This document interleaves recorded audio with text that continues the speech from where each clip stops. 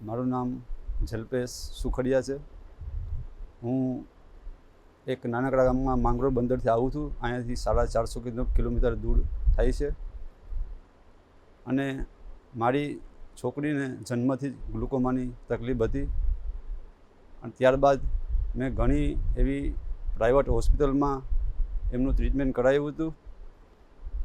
અને ઘણા ડૉક્ટર પાસે એમનું બધી જગ્યાએ ટ્રીટમેન્ટ ઘણું કરાવ્યું, પણ કોઈ ડૉક્ટર પાસે અમને એવો જવાબ નહોતો મળ્યો કે આજે તમારું બાળક જોઈ શકશે. આજે અમદાવાદ સુધી પણ અમે પ્રાઇવેટ હોસ્પિટલમાં બતાવી દીધું, પણ કોઈ ડૉક્ટર અમને એવો જવાબ નહોતો આપ્યો કે આજે તમારું બાળક જોઈ શકશે.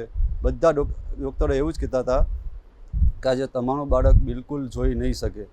ત્યારબાદ પછી હું 2015માં અમદાવાદ સિવિલ હોસ્પિટલમાં આવ્યો. ત્યાંથી અમને એક ડૉક્ટર જાગૃતિ મેડમ જાડેજાની મુલાકાત થઈ. અને પછી મારી છોકરીને બંને આંખનું ડોનેટ મળ્યું. પછી ત્યારબાદ એમની બંને આંખોની ડૉક્ટર જાગૃતિ મેડમ જાડેજાએ બંને આંખોનું કિડની ટ્રાન્સપ્લાન્ટની સર્જરી કરી. ત્યારબાદ મારી છોકરી 1 વર્ષની હતી અને ત્યાર પછી એમને થોડોક ટાઈમ જતો રહ્યો અને પછી એમને દેખતું થઈ ગયું.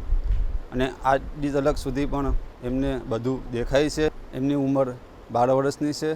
અને આવી જ રીતે જો લોકો ચક્ષુદાન કરે તો આવનારી પણ કોકની જિંદગીમાં નવી જિંદગી થઈ શકે.